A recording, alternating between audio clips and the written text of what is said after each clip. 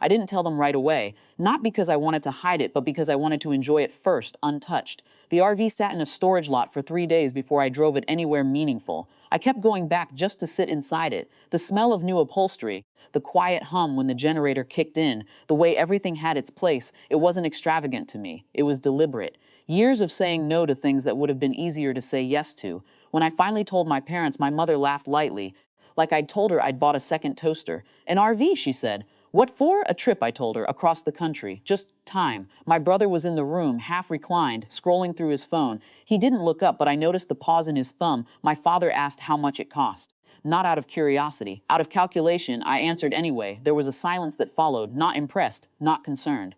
Just adjusting. Well, my mother said, I suppose it'll be useful for everyone. She said it casually. Like a future already decided, I didn't respond to that part. The morning I went back to take it out for its first real drive, the space was empty, not broken into, not disturbed, just empty. For a moment, I stood there longer than necessary, like my brain needed time to catch up to something it already understood. I didn't call the police immediately. I called my mother. She picked up on the second ring. Hello? Where's the RV? A pause, not of confusion, but of arrangement. Oh, she said, like remembering something minor. Your brother took it. I waited. He needed it more than you right now, she added. You're not even using it yet. I could hear my brother in the background, faintly. The television, too. You took it, I asked. We didn't take it, she corrected gently. It's still in the family, that word. Family. It had always been elastic in her mouth. I didn't agree to that. You don't need to agree to everything, she said. Sometimes you just share. There was something almost kind in her tone. That was the part that used to confuse me. Where is it? I asked. At your brother's place. He's going to stay in it for a while, get back on his feet. It's actually very convenient. Of course it was. I'm coming over, I said. My brother didn't look uncomfortable when I arrived. The RV was parked outside his building, slightly crooked, like it didn't belong there. Which it didn't. He was sitting on the steps when I pulled up, like he'd been expecting me, but not worried about it. It's nice, he said, nodding toward it as I approached. That's why I bought it, I replied. My mother came out behind him, wiping her hands on a towel like she'd just finished something productive. You're making this bigger than it needs to be, she said before I could speak. I want the keys.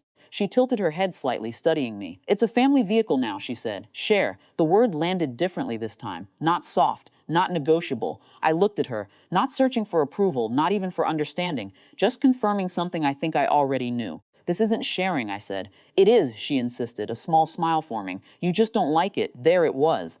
The quiet confidence that I would eventually fold, that I always had. My brother stood up, keys in hand, spinning them once around his finger. I'll take care of it, he said.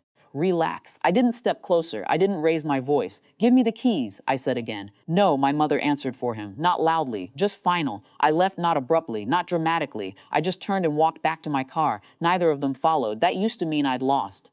This time, it just meant the conversation was over. Filing the report felt procedural. The officer on the line asked for details. Ownership, location, description. Do you know who has the vehicle, he asked. Yes. And you did not give them permission to take it? No. There was a pause, not skeptical, just careful. All right, he said, we'll dispatch a unit. When I hung up, I sat there for a moment, hands resting on the steering wheel. There was a flicker of something, not doubt about the decision, but about what came after. The part you don't get to control. I didn't go back to my brother's place. I drove home. Time stretched in a strange way after that. I made coffee. Didn't drink it. Checked my phone. Put it down. I thought about all the smaller things that had led here. Loans that weren't repaid. Plans that were adjusted. Boundaries that blurred just enough to disappear. None of them felt dramatic at the time. This did, not because it was bigger, but because I wasn't adjusting to it. The call came a few hours later. Units are on scene, the dispatcher said. You may want to come down.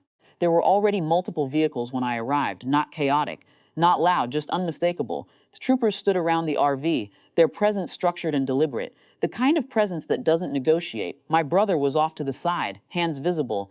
Confusion written more clearly than fear. My mother was speaking, quickly, calmly, trying to reshape the situation into something smaller. It's a misunderstanding, she was saying. This is my son's vehicle. Well, my other son's, but we're family. An officer interrupted, not harshly, just firmly. Mom, we've confirmed the registration. The sentence ended there. It didn't need more. I stayed near my car. No one asked me to step forward. No one needed me to explain anything further. The facts were enough. My brother looked over at me then, not angry. Just searching for a different version of this moment. There wasn't one. They placed him in the back of a vehicle first. Then my mother. She didn't resist. But the composure she'd held earlier had thinned into something tighter, less certain. For a second our eyes met. There was no apology in hers, but there was no smirk either. The RV stayed where it was until the paperwork was finished. An officer handed me the keys. Next time, he said, not unkindly, keep them somewhere secure. I will, I replied. Driving it away felt different than I'd imagined. Not triumphant, not even satisfying. Just quiet. The seat felt the same. The engine sounded the same. Nothing about it had changed, except the part that wasn't about the vehicle. I didn't tell anyone else about what happened. Not because I was protecting them, because explaining it would have required simplifying it. And it wasn't simple. They were still my family. That didn't change. But something else didn't change either for the first time. I took the trip a week later, not the full cross-country route. Not yet, just a few hours out of the city, parked near a stretch of empty land where the sky opened up more than usual. I sat inside as the light faded, the quiet settling in around me. For once, it stayed mine, not defended, not negotiated, just mine, and that was enough.